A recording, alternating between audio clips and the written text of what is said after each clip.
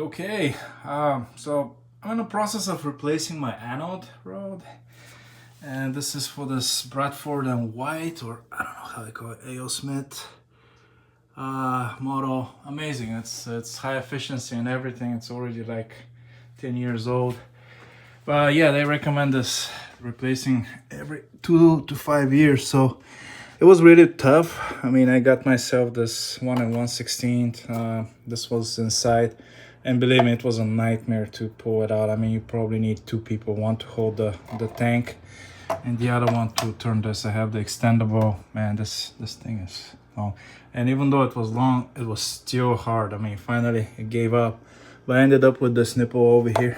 I don't know how you call it.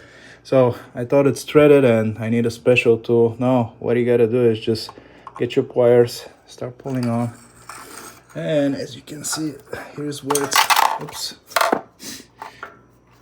here's where it's really beautiful, and that's exactly why I'm doing this.